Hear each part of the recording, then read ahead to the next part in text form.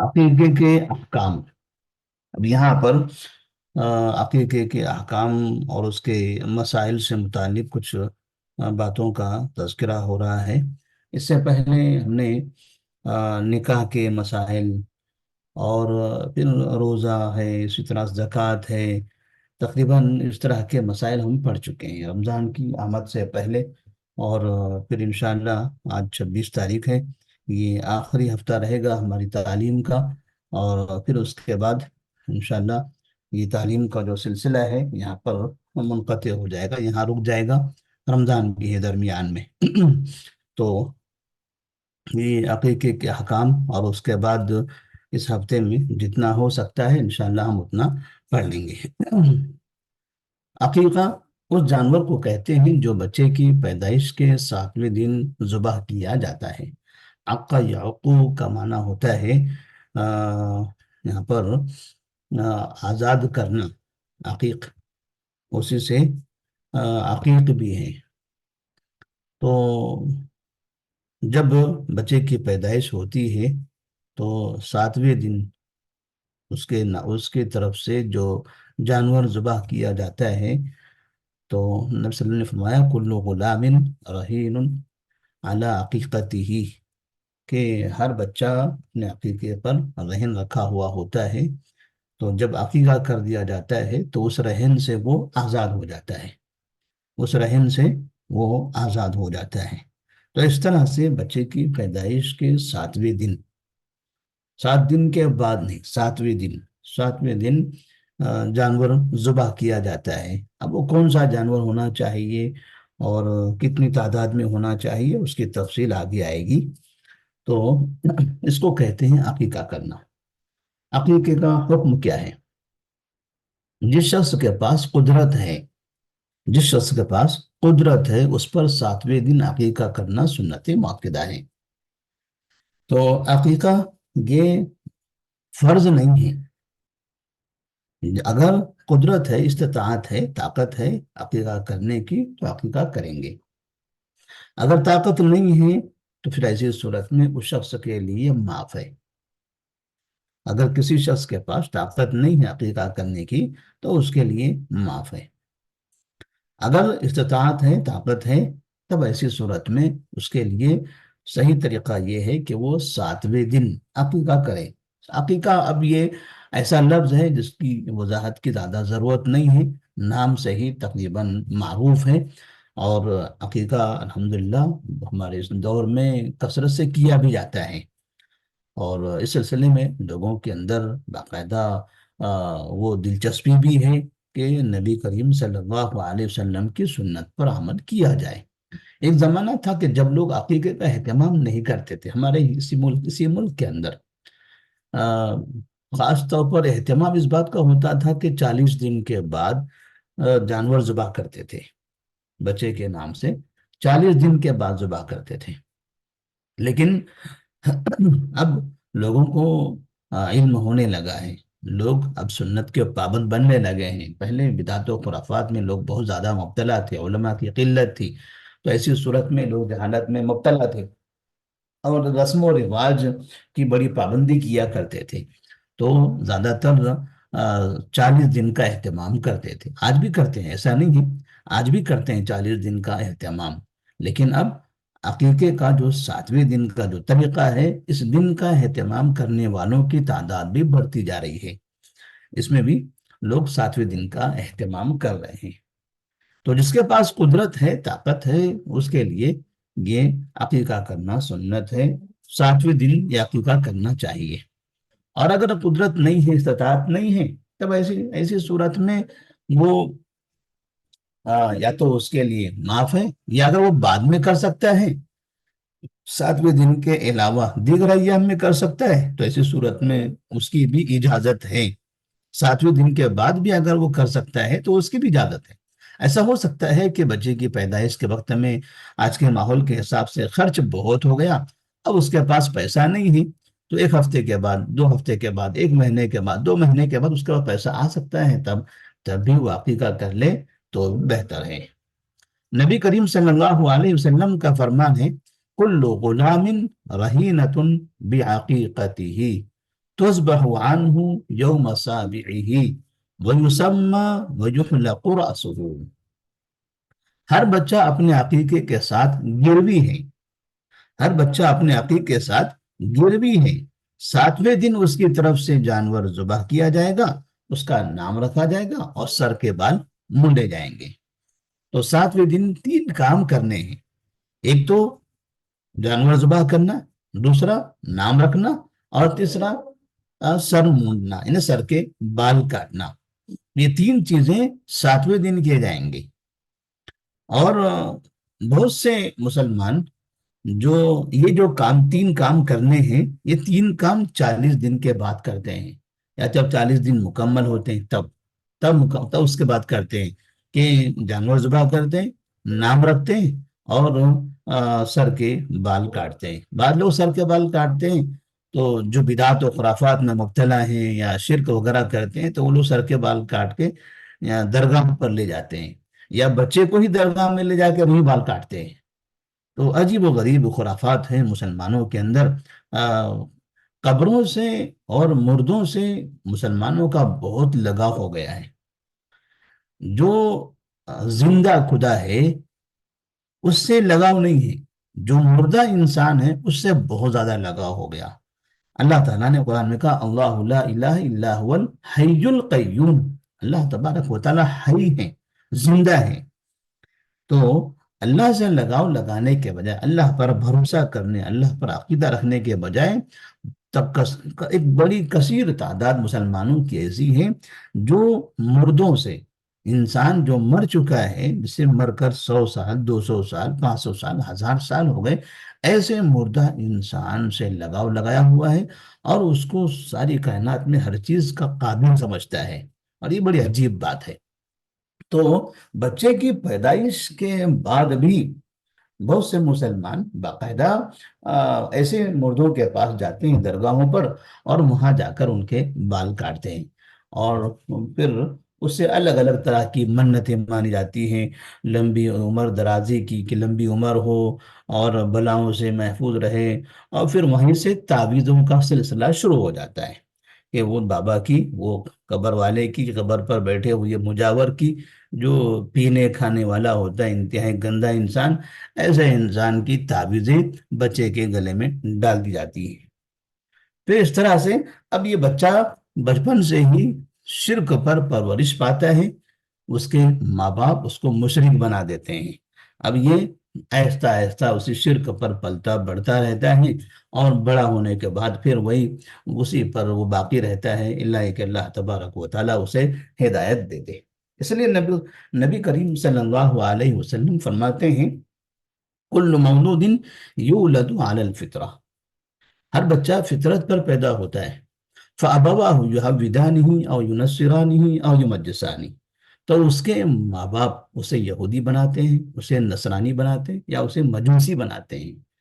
مطلب یہ ہے کہ دنیا میں جتنے بچے مشرک ہیں، جو بچے شرک کر رہے ہیں، بدعت و خرافات میں مبتلا ہیں، یہ سمجھیے کہ یہ ماحول سے متاثر ہو کر بگڑے ہوئے نہیں ہیں، یہ بچوں کے بگڑنے کا سب سے بڑا ذریعہ ماں باپ ہیں۔ جبکہ ہم ماں باپ کی عزت کرتے ہیں، ماں باپ کی خدمت کرتے ہیں، ماں باپ کے بارے میں کہتے ہیں ان کی رضامندی جنت ہے، اور ان کے قدموں کے نیچے جنت ہے، فنا فنا ان کی تعریفیں کی جاتی ہیں۔ لیکن یہ بھی حقیقت ہے کہ دنیا میں جتنی برائیاں ہوتی ہیں، جتنے بڑے بڑے جرائم ہوتے ہیں، ان سب کے پیچھے ماں باپ ہی ہوتے ہیں۔ شرک جو سب سے بڑا گناہ ہے، شرک جو سب سے بڑا گناہ ہے، اس شرک کے پیچھے، اس شرک کی نشر و اشاعت میں، اس شرک کو پھیلانے میں، اس شرک کو فروغ دینے میں، گھر گھر شرک پھیلانے میں ماں باپ جو کردار نبھاتے ہیں، وہ کوئی دنیا کا کوئی اور فرد نہیں نبھاتا، کوئی اور فرد اتنا نبھاتا نہیں ہے جتنا یہ ماں باپ نبھاتے ہیں۔ تو اگر کسی گھر میں 5 بچے ہیں تو 5 کو مشرک بنا دیتے ہیں، کسی گھر میں 10 بچے ہیں 10 کو مشرک بنا دیتے ہیں۔ وہ اگر دادا بن گیا اور اس کے گھرانے میں اگر 50 پوتے اور نواسے ہیں تو پوروں کو پورو سب کو مشرک بنا دیتا ہے، حتیٰ کہ باہر سے آنے والی جو بہو ہوتی ہیں، جو عورتیں ہوتی ہیں، جو بچوں کے لیے بچوں کے نکاح میں آتی ہیں، وہ ان سب کو مشرک بنا دیتا ہے۔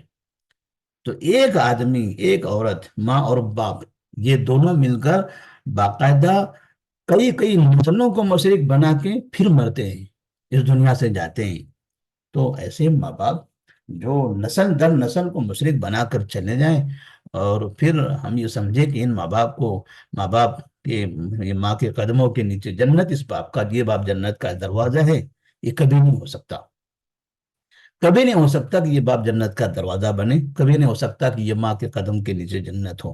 ان کو ہی جنت نہیں ملے گی۔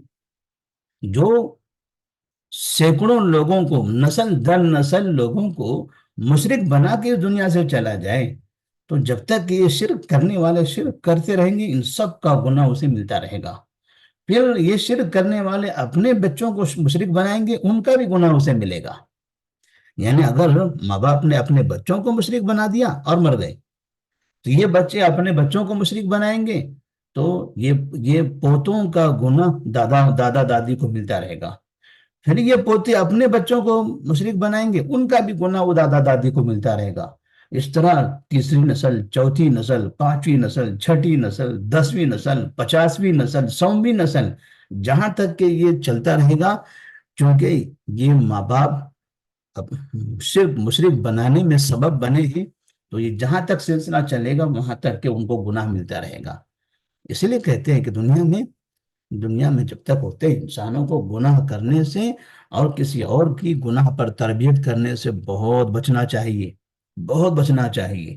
ایک کی بھی اگر ہم نے خراب تربیت کر دی، اور اس خراب تربیت پر اگر وہ ثابت قدم رہا، اور اس نے کسی اور کی تربیت کر دی اسی راستے پر، یقین مانیے کہ ہماری آخرت برباد ہو جائے گی۔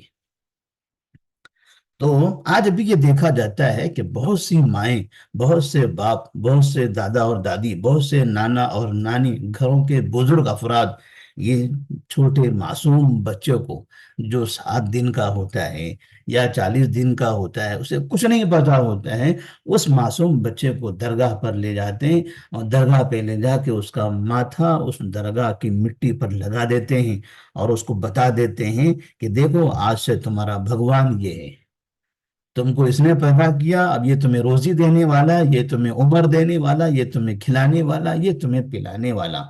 حالانکہ بچے کو پتا ہے، اس کی فطرت میں یہ ہے کہ اس کو اللہ نے پیدا کیا، لیکن یہ عقل مند لوگ، یہ ہوشیار لوگ، یہ تعلیم یافتہ لوگ، یہ بڑی عمر کے لوگ اتنے کمزور دماغ کے ہو جاتے ہیں کہ اس چھوٹے سے معصوم بچے کو وہ مردے کے بارے میں بتاتے، یہ مردہ تمہارا خدا ہے آج سے۔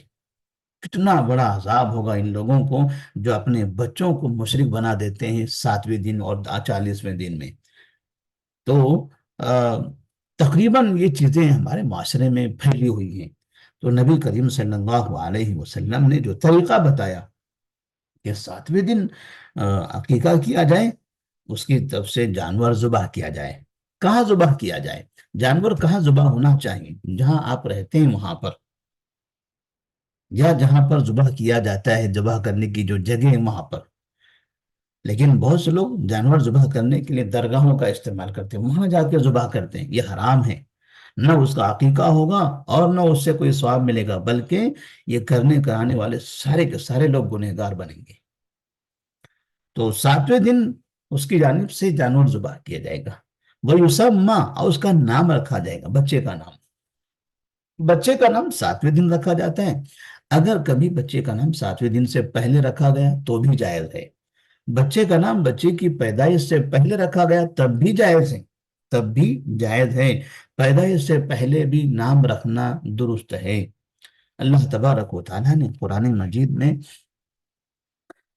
جب ابراہیم علیہ السلام کو بڑھاپے میں فلسطین کے اندر بچے کی بشارت دی تھی، تو باقاعدہ وَبَشَّرْنَاهُ بِإِسْحَاقَ نَبِيًّا مِّنَ الصَّالِحِينَ، اسحاق علیہ السلام، ابراہیم علیہ السلام کے بیٹے اسحاق علیہ السلام کی پیدائش بھی نہیں ہوئی تھی، اور ابراہیم علیہ السلام کی بیوی سارہ علیہ السلام یہ ابھی حاملہ بھی نہیں ہوئی تھی، اس سے پہلے ہی انہیں ایک بچے کی بشارت دے دی گئی، اس کا نام بتا دیا گیا اسحاق، اور پیدائش کے بعد پھر ان کا نام اسحاق ہوا۔ پھر اسحاق علیہ الصلوۃ والسلام کے بیٹے یعقوب، یعقوب علیہ الصلوۃ والسلام کی بھی بشارت دے دی گئی۔ ابراہیم علیہ الصلوۃ والسلام کو باقاعدہ بیٹے اور پوتے دونوں کی بشارت دے دی گئی تھی، جبکہ نہ بیٹا پیدا ہوا نہ پوتا، یہ سب بعد میں پیدا ہوئی، بیٹا بھی بعد میں پیدا ہوا، اور پھر بیٹا پیدا ہوا، بڑا ہوا، تب جا کے اس کے بعد پھر پھر پوتے کی پیدائش ہوئی، یعنی یعقوب علیہ الصلوۃ والسلام کی۔ اس سے سمجھ میں آتا ہے کہ پہلے نام رکھا جا سکتا ہے، تو نام پہلے بھی رکھا جا سکتا ہے پیدائش سے، اسی طرح سے پیدا ہونے کے بعد بھی رکھا جا سکتا ہے، 7ویں دن بھی رکھا جا سکتا ہے۔ 7ویں دن یہ سمجھو کہ یہ صحیح طریقہ ہے 7ویں دن رکھنے کا۔ وَيُحْلَقُ رَأْسُهُ، اور اس کے سر کے بال کاٹے جائیں گے، تو یہ 3 کام اس دن کرنا ہے۔ یہ حدیث ابو داؤد رحمہ اللہ نے اپنی کتاب میں، جو ان کی کتاب سنن کے نام سے معروف ہے، اس میں نقل فرمائی ہے۔ عقیقے کے احکام: جانور صرف بکرا یا چھترا اور اس کی نسل سے ہو۔ جو جانور ذبح کیا جا رہا ہے تو وہ جانور کون سا ہونا چاہیے؟ بکرا ہونا چاہیے یا دمبا ہونا چاہیے؟ دمبا، بکرا اور دمبا، جو بکرا بکری اسی طرح سے دمبا ہے، یہ جو نسل ہے اسی نسل کا ہونا چاہیے۔ اور اگر کسی کے پاس یہ سمجھے کہ استطاعت ہے، وہ بکرے کے علاوہ دیگر دوسرے جانور ذبح کرنا چاہتا ہے، تو اس کے لیے بہتر یہ ہے کہ عقیقے میں بکرا ذبح کرے، اور مزید ذبح کرنا چاہتا ہے تو وہ مزید الگ سے بھی ذبح کر سکتا ہے، وہ اس کے لیے مستحب ہے۔ مثال کے طور پر جیسے لڑکے کی طرف سے لڑکا اگر پیدا ہوتا ہے تو 2 جانور ذبح کرنا ہے، یعنی 2 بکرے، لیکن وہ چاہتا ہے کہ 2 بکرے کے علاوہ ہم 10 بکرے ذبح کریں، ٹھیک ہے، 2 کی لمٹ ہے، اس سے زیادہ آپ کر سکتے ہیں۔ یا وہ چاہتا ہے کہ 2 بکرے اور 1 گائے ذبح کریں، ٹھیک ہے، آپ کی مرضی ہے، آپ لوگوں کو مزید کھلانا چاہتے ہیں تو آپ ویسا بھی کر سکتے ہیں۔ لیکن اگر وہ چاہتا ہے کہ بکرے ہم ذبح نہیں کریں گے، ہم گائے ذبح کریں گے، تو یہ صحیح طریقہ نہیں ہے۔ اس کے لیے سنت یہ ہے، بہتر یہ ہے کہ وہ بکرے ذبح کرے، اس میں اضافہ اگر کرنا چاہتا ہے، بڑے جانور ذبح کرنا چاہتا ہے تو اور بھی اضافی کر سکتا ہے، لیکن بہتر راستہ اس کے لیے ہے کہ وہ بکرا ذبح کرے، بکرا ہے یا مینڈا ہے۔ اسی طرح سے عقیقے کا گوشت گھر والی بھی کھائیں اور تقسیم بھی کریں۔ ہمارے پاس عقیقہ 2 طرح سے ہوتا ہے۔ ایک یہ ہوتا ہے کہ عقیقہ جب کرتے ہیں، جب جانور ذبح کرتے ہیں تو اس کے بعد باقاعدہ کھانا بناتے ہیں اور لوگوں کو دعوت دیتے ہیں۔ یہ طریقہ بھی صحیح ہے کہ لیکن اس میں خرچ زیادہ ہے، کہ تو جانور ذبح بھی کر رہے ہیں ساتھ میں پھر کھانا بنا رہے ہیں، تو اس کا بھی خرچ، ایک ڈبل خرچ ہو جاتا ہے۔ تو ایسا بھی کرنا چاہیں کر سکتے ہیں۔ تو یہ عقیقے کا جو کھانا ہوتا ہے وہ گھر کے لوگ بھی کھا سکتے ہیں، دوسرے لوگ بھی کھا سکتے ہیں، جو رشتہ دار ہیں، دوست احباب ہیں، غریب لوگ ہیں، یہ سب لوگوں کے لیے اس کا استعمال کرنا جائز ہے۔ دوسرا طریقہ یہ ہے جو لوگ عام طور پر کرتے ہیں ہمارے معاشرے میں، وہ یہ کہ بکرا ذبح کرتے ہیں، ذبح کرنے کے بعد اس کے جو گوشت ہوتے ہیں اس کی چھوٹی چھوٹی تھیلیاں بنا دیتے ہیں، پیکٹ بنا دیتے ہیں، اور پھر اس کو لوگوں میں تقسیم کرتے ہیں۔ تو ایسے بھی کیا جا سکتا ہے، دونوں بھی طریقے درست ہیں۔ اب وہ گوشت میں سے خود بھی اپنے گھر میں کھانے کے لیے رکھنا چاہیں بالکل رکھ سکتے ہیں، خود بھی کھائیں اور لوگوں میں بھی تقسیم کریں۔ جانور کتنے ہونا چاہیے؟ لڑکے کی طرف سے 2 جانور دینا مستحب ہے، اس لیے کہ رسول اللہ صلی اللہ علیہ وسلم نے حسن رضی اللہ تعالیٰ عنہ کی طرف سے 2 مینڈے ذبح کیے تھے، اور لڑکی کی طرف سے 1 بکرا یا 1 مینڈا، تو لڑکی کی طرف سے 2، لڑکی کی طرف سے 1۔ اب اگر کسی کے پاس مثال کے طور پر بیٹے کی پیدائش ہوئی، لڑکا پیدا ہوا، مگر 2 بکرے ذبح کرنے کی طاقت نہیں ہے، وہ 1 ہی بکرا ذبح کر سکتا ہے، جائز ہے اس کے لیے جائز ہے کہ وہ 1 ہی بکرا ذبح کرے۔ اور جیسے ہم نے کہا کہ اگر کسی کے پاس لڑکی پیدا ہوئی اور وہ چاہتا ہے کہ 1 بکرے سے زیادہ ذبح کرے، تو اس کے لیے بھی جائز ہے، 1 بکرا اصل ہے، اب اس کے اوپر اضافی کرنا چاہتا ہے تاکہ لوگوں میں تقسیم کرے یا لوگوں کو کھلائے تو بھی وہ کر سکتا ہے۔ 7वें दिन بچے کا نام رکھا جائے اور اچھا نام تجویز کیا جائے۔ 7ویں دن بچے کا نام رکھا جائے، اچھا نام تجویز کیا جائے، نام اچھا ہونا چاہیے جب نام رکھتے ہیں۔ تو آج کل ناموں کا جو رواج ہے، لوگ کہتے ہیں کہ نام ایسا ہو کہ وہ کہیں نظر نہ آتا ہو، ہمارے خاندان میں کسی کے پاس وہ نام نہ ہو، یا محلے میں نہ ہو، شہر میں نہ ہو، یا کہیں بھی نام نظر نہ آتا ہو، ایک عجیب و غریب نام ہو کہ وہ نام لیا جائے تو لوگ کہیں کہ واہ اتنا اچھا نام رکھا ہے، کہاں سے لایا اس آدمی نے نام؟ تو یونیک نام، ایسا عجیب و غریب نام رکھنا چاہتے ہیں۔ تو عجیب و غریب کے چکر میں لوگ پھر ایسے ایسے نام رکھ دیتے ہیں کہ پتہ چلتا ہے کہ بعد میں وہ نام ہی غلط ہے، وہ نام کا یا تو صحیح مطلب ہی نہیں ہے، یا نام کا مطلب خراب ہے، یا پھر وہ الفاظ ہی درست نہیں ہے۔ کبھی وہ عربی کو چھوڑ کے کوئی اور زبان، کسی اور زبان کا نام رکھ دیتے ہیں۔ تو اس طرح سے جو بہتر نام ہے، خاص طور پر نبی کریم صلی اللہ علیہ وسلم کے نام، جیسے آپ صلی اللہ علیہ وسلم نے جو تذکرہ فرمایا کہ سب سے بہترین نام عبداللہ اور عبد الرحمن ہے۔ اب کوئی اپنا نام محمد رکھے تو بھی رکھ سکتا ہے، احمد رکھے تو بھی رکھ سکتا ہے۔ اسی طرح سے اللہ کے جو نام ہیں ان ناموں پر عبد لگا کر بھی رکھ سکتا ہے۔ عبد الغفار ہے، عبد الستار ہے، عبد الجبار ہے، عبد الصمد ہے، عبد الاحد ہے، اس طرح سے۔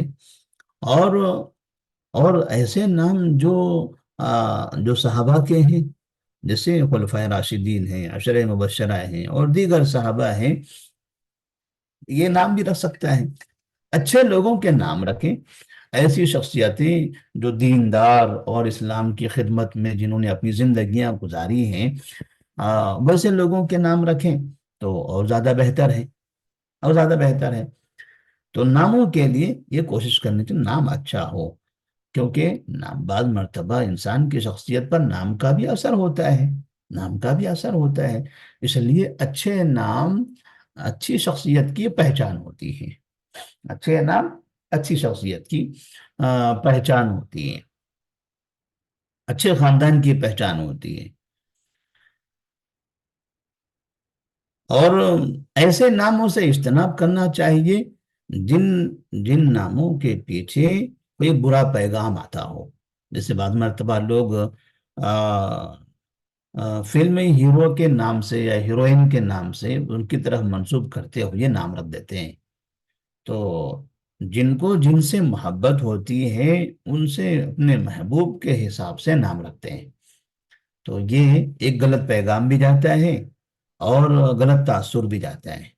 اور جب یہ سوچے کہ ہمارے محبوب فلاں ہیں، فلاں ہیرو ہمارے محبوب ہے، فلاں ہیروئن ہمارے محبوب ہے، ہم اپنے بچے اور بچیوں کے نام ان کے نام پر رکھیں گے، تو کہیں ایسا نہ ہو کہ بعد میں آگے چل کر یہ بچے بھی ہیرو ہیروئن کی طرح حرام کام کرنے والے بن جائیں، ناچنے گانے والے، شرکیہ کام کرنے والے، مندروں میں پوجا کرنے والے، اور ہندو عورتوں سے، کافروں عورتوں سے نکاح کرنے والے، کافر مردوں سے نکاح کرنے والے بن جائیں۔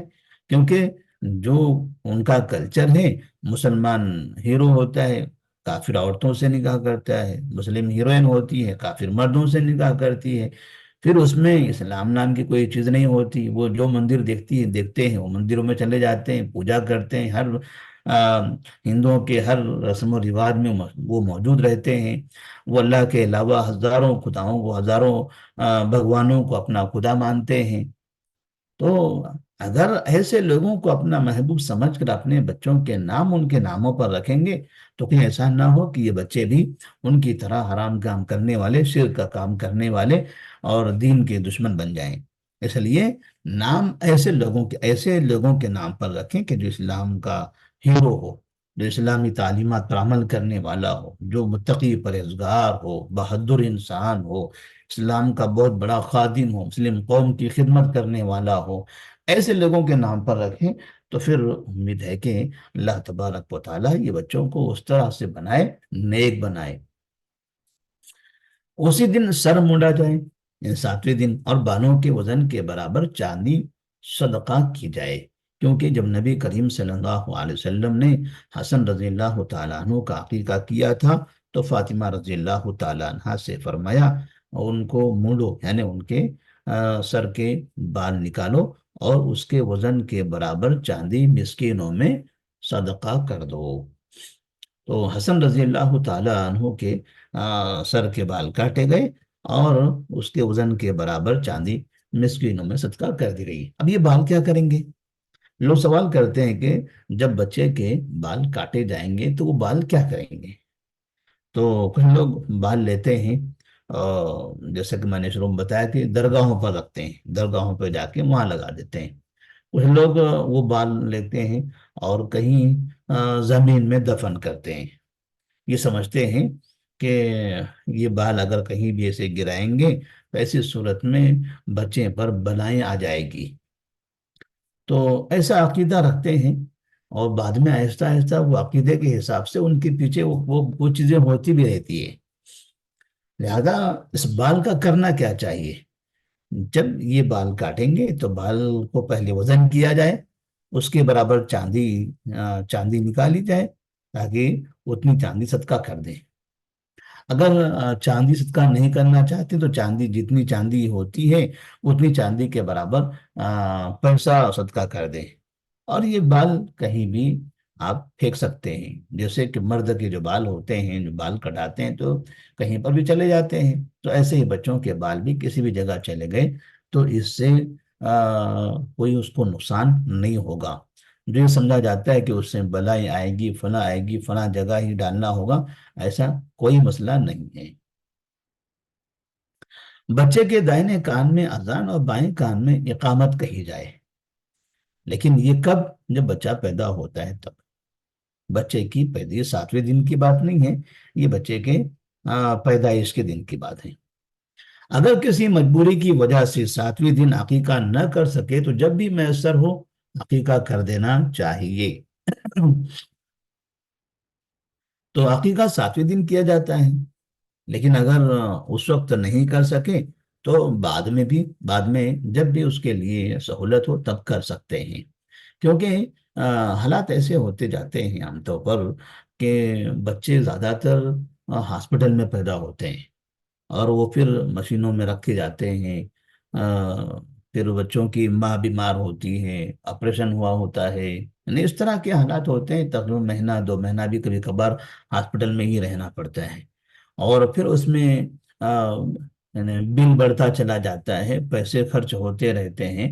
جب سب یہ مسائل ہو رہے ہوں تو 7ویں دن آدمی بکرا کہاں سے خریدے، عقیقہ کہاں سے کرے؟ یہاں پر ماں اور بچے دونوں کی زندگی اور موت کا مسئلہ پڑا ہوا ہوتا ہے، تو آدمی پریشان ہوتا ہے، گھر کے لوگ پریشان ہوتے ہیں۔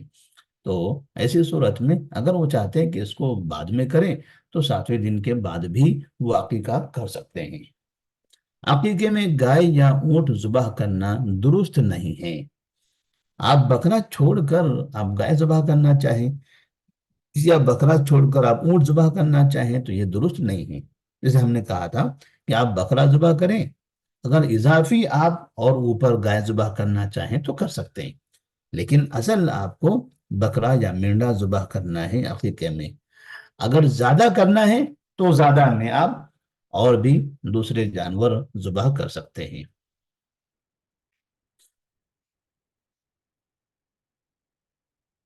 تو یہ عقیقے سے متعلق چند احکامات تھے جو یہاں پر گزر گئے۔ اس کے بعد یہاں ایک عنوان بنایا ہوا ہے خاندانی منصوبہ بندی سے متعلق، خاندانی منصوبہ بندی یا تحدید نسل۔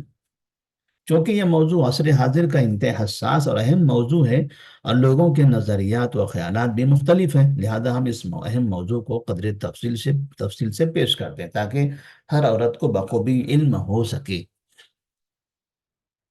تو یہ سمجھیے کہ اس کا مطلب یہ ہو رہا ہے کہ ایک بیٹا پیدا ہو گیا ہے یا 2 ہو گئے، اس کے بعد نسل کو بند کر دینا، نسل بند کر دینا، اس کا اسلام میں کیا حکم ہے؟ تو یہ ایک حقیقت ہے کہ نوع انسانی کی افزائش اور بقا کا دار و مدار تناسل پر ہے، اور نکاح کے ذریعے اسلام اسی مقصد حاصل کرنا چاہتا ہے چنانچہ قرآن مجید کی آیت فَالْآنَ بَاشِرُوهُنَّ وَابْتَغُوا مَا كَتَبَ اللَّهُ لَكُمْ کی تفسیر میں علماء لکھتے ہیں کہ یہاں ابتغاء ما کتب اللہ کو مباشرت کا مقصد بتایا گیا ہے، اور اس سے مراد افزائش نسل ہے، حصول لذت نہیں۔ اور ظاہر ہے کہ تناسل نوع انسان کی افزائش کا ایک اہم سبب ہے۔ تو قرآن مجید میں جو وَابْتَغُوا مَا كَتَبَ اللَّهُ لَكُمْ کا جو حکم ہے کہ اللہ نے تمہارے لیے جو لکھا ہے تم اسے تلاش کرو، تو اس کا مطلب کہتے ہیں کہ یہ اولاد ہے، کہ مباشرت کے بعد آپ ان سے اولاد کی امید رکھو، اولاد کے لیے راستہ ہموار کرو۔ اس لیے قرآن کریم اور احادیث کی متعدد نصوص اس کی حوصلہ افزائی میں وارد ہوئے ہیں۔ جیسے کہ ایک مرتبہ نبی کریم صلی اللہ علیہ وسلم نے فرمایا تھا کہ تزوج الودود الولود فإنی مکاثر بکم الامم، کہ تم زیادہ محبت کرنے والی اور زیادہ بچے دینے والی عورتوں سے نکاح کرو، اس لیے کہ میں کل قیامت میں اپنی امت کی کثرت پر فخر کروں گا۔ تو آپ صلی اللہ علیہ وسلم نے دو چیزیں بتائی، محبت کرنے والی اور بچے دینے والی۔ تو مطلب یہ ہوا کہ ایک محبت ہے اور ساتھ میں اس کے لیے ایک افزائش نسل بھی ہے، یعنی نسل کا پروان چڑھانا، تو یہ دونوں چیزیں ہونی چاہیے۔ تو مسلمانوں کے اندر بھی یہ چیزیں اب رائج ہوتی چلی جا رہی ہیں کہ لوگ شادی بیاہ کرتے ہیں، اس کے بعد پھر نسل کو ختم کر دیتے ہیں اور سمجھتے ہیں کہ بس یہ میاں بیوی اس سے محبت کے لیے ہیں اور ایک دوسرے کی خواہش پوری کرنے کے لیے ہیں، حالانکہ اللہ تبارک و تعالیٰ نے قرآن مجید میں اس کا سب سے بڑا جو مقصد بتایا ہے یہ ہے اولاد۔ سب سے بڑا جو مقصد بتایا ہے وہ اولاد ہے، کہ اولاد کے لیے، نسل کی بقا کے لیے، نسل کی حفاظت کے لیے اور امت مسلمہ میں اضافے کے لیے ایک مسلمان کو نکاح کرنا چاہیے۔ کیا اسلام نسل بندی کی اجازت دیتا ہے؟ متعدد حدیث کا مطالعہ کرنے سے معلوم ہوتا ہے کہ اسلام مخصوص حالات میں منع حمل اور تحدید نسل کی اجازت دیتا ہے۔ چنانچہ ہم ذیل میں ان حدیث کا ذکر کر رہے ہیں جو اس سلسلے میں وارد ہوئی ہیں۔ یعنی نسل بندی کا مطلب بچے کی نسل کو بند کر دینا، بچے کی پیدائش کا سلسلہ روک دینا، کہ اسلام نے اس کی اجازت دی ہے۔ تو کہتے ہیں کہ جابر رضی اللہ تعالیٰ عنہ سے روایت ہے، وہ کہتے ہیں کہ ہم رسول اللہ صلی اللہ علیہ وسلم کے زمانے میں عزل کیا کرتے تھے اور قرآن نازل ہو رہا تھا۔ البتہ صحیح مسلم کی روایت کے الفاظ کچھ مختلف ہیں، اور وہ یہ ہیں کہ ہم رسول اللہ صلی اللہ علیہ وسلم کے زمانے میں عزل کیا کرتے تھے، پھر جب آپ صلی اللہ علیہ وسلم کو یہ خبر پہنچی تو آپ نے لوگوں کو روکا نہیں۔ تو کہتے ہیں پہلے زمانے میں یہی عزل منع حمل کا معروف طریقہ تھا، جس کا مطلب یہ تھا کہ مباشرت ہونے کے بعد جب انزال کا وقت آتا تھا تو شوہر الگ ہو جاتا تھا اور منی شرمگاہ سے باہر خارج ہوتی تھی، اس طرح وہ نطفے کو رحم میں جانے سے روکتے تھے، جس کا مقصد منع حمل تھا۔ جو یہ فرمایا کہ ہم عزل کرتے تھے اور قرآن نازل ہوتا تھا، اس کا مطلب یہ ہے کہ اگر کوئی خلاف شرع بات ہوتی تو کیسے ممکن تھا کہ اللہ تعالیٰ اس غلط بات پر مسلمانوں کو متنبہ نہ کرتا، جبکہ دوسرے بہت سی غلط رسم و رواج کو اللہ تعالیٰ نے بدل دیا تھا۔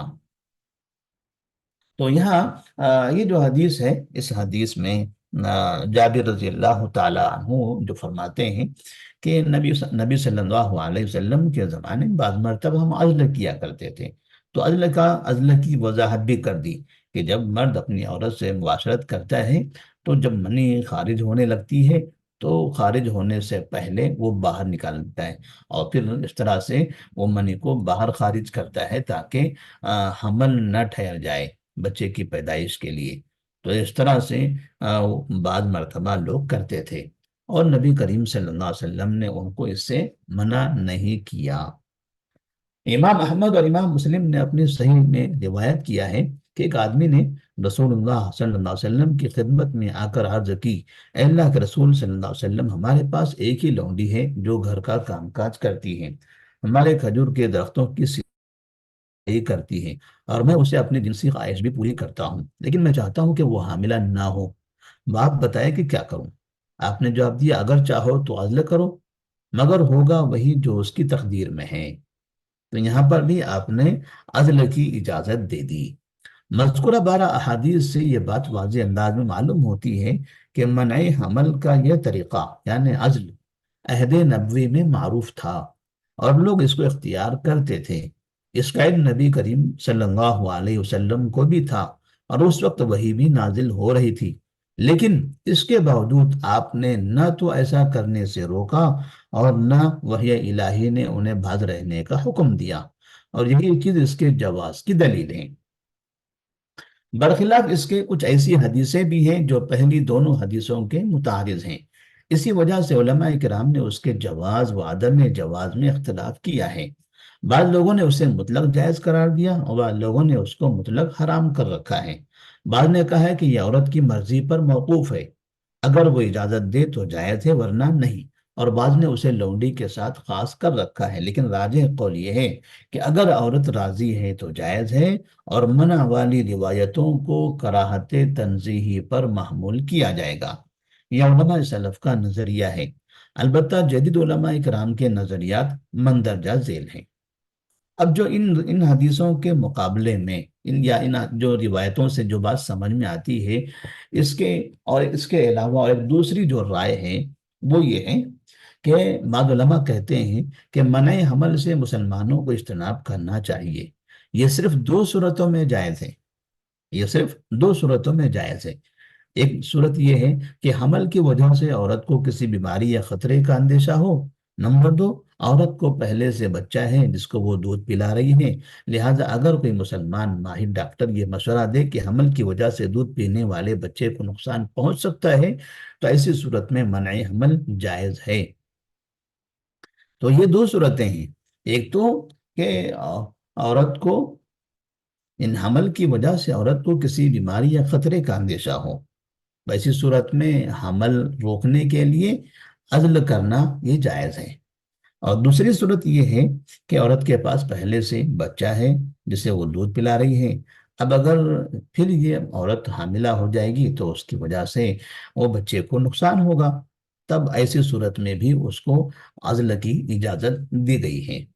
البتہ محتاجی اور فقر و فاقہ کے خوف سے منع حمل یا تعلیم و تربیت کی پریشانیوں سے بچنے کے لیے یہ طریقہ اختیار کرتا ہے تو یہ جائز نہیں ہے۔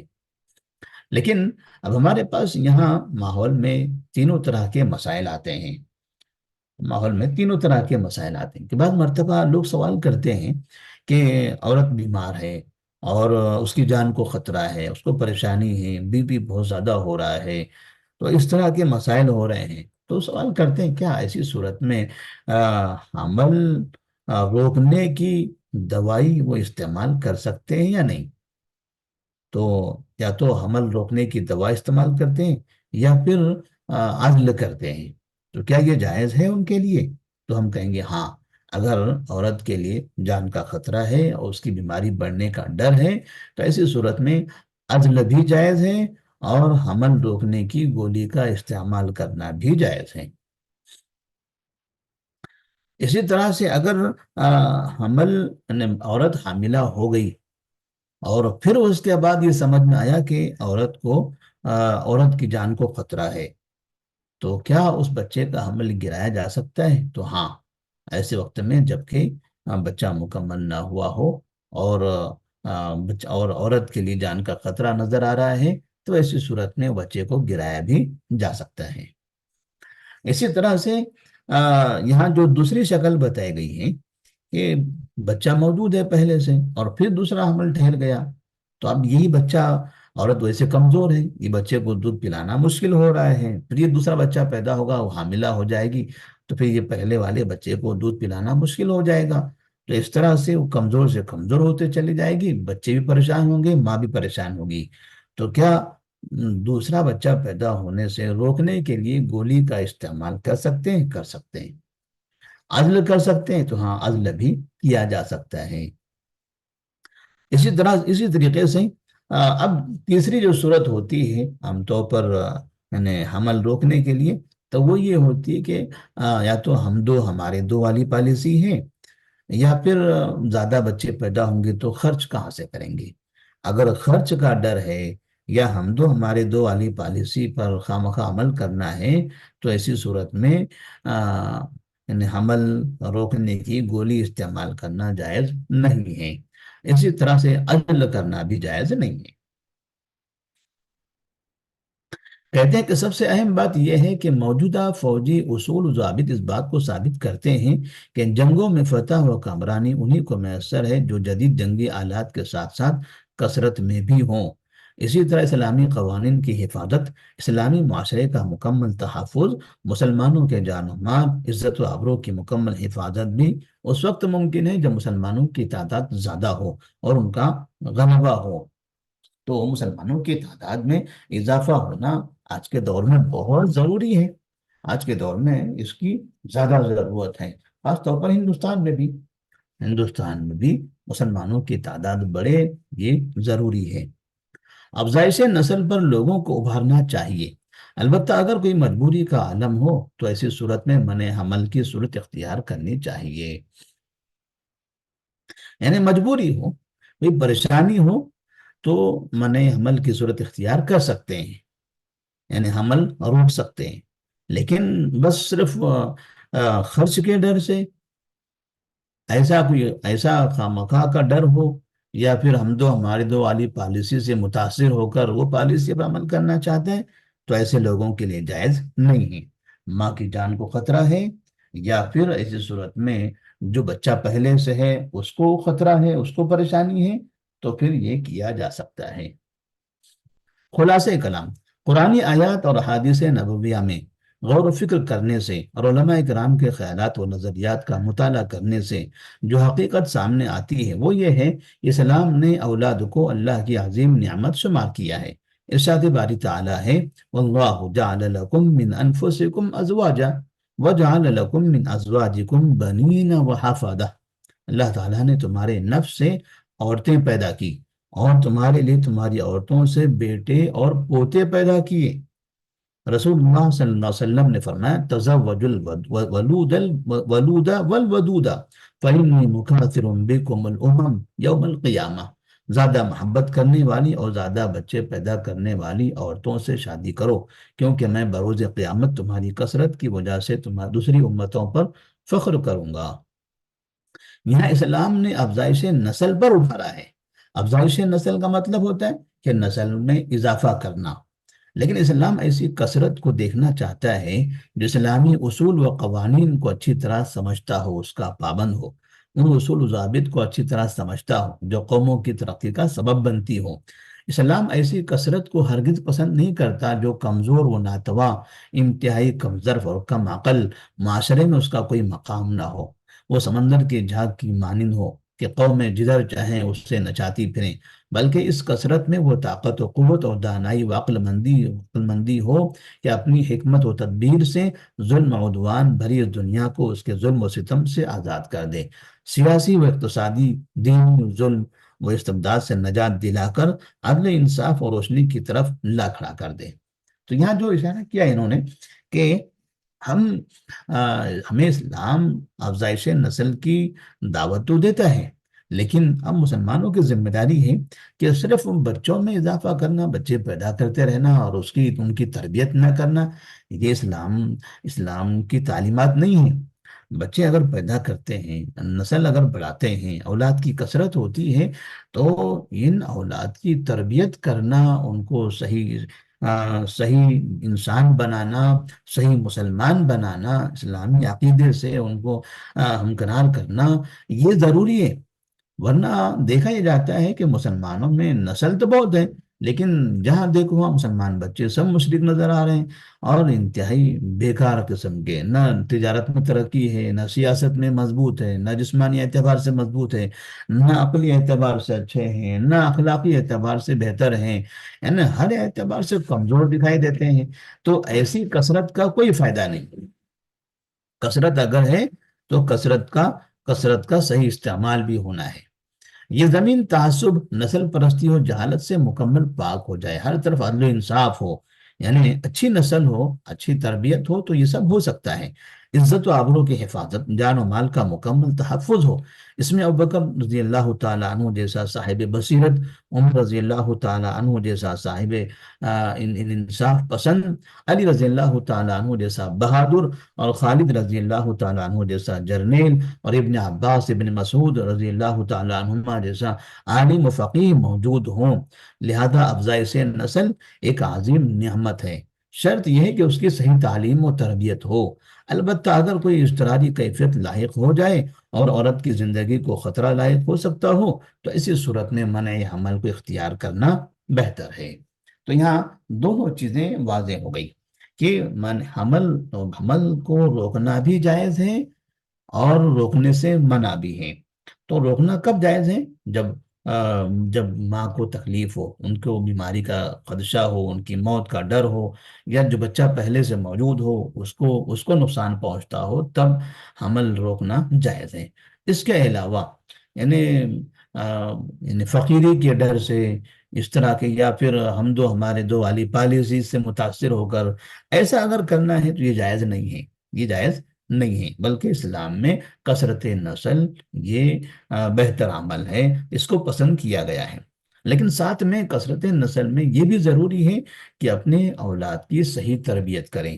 پیدا کر کے اس طرح بیکار چھوڑ دینا اور بچے بیکار ہوں، آوارہ ہو جائیں، مشرک بن جائیں، بدعت و خرافات میں مبتلا ہوں، شراب نوشی اور دیگر نشے کی چیزوں کا استعمال کرنے لگیں، اسلامی تعلیمات کو وہ جانتی ہی نہ ہو، ایسی نسل ہو تو اس نسل کا کوئی فائدہ اسلام کو اور مسلمانوں کو نہیں ہوگا۔ تو اللہ تعالیٰ سے دعا ہے کہ اللہ تبارک و تعالیٰ ہم تمام کو اپنے اولاد کی صحیح تربیت کرنے کی توفیق عطا فرمائے۔ السلام علیکم ورحمۃ اللہ وبرکاتہ۔ تو وعلیکم یہ السلام پروگرام کرتے ورحمۃ ہیں، اللہ وبرکاتہ۔ آگے کے جو مسائل ہیں وہ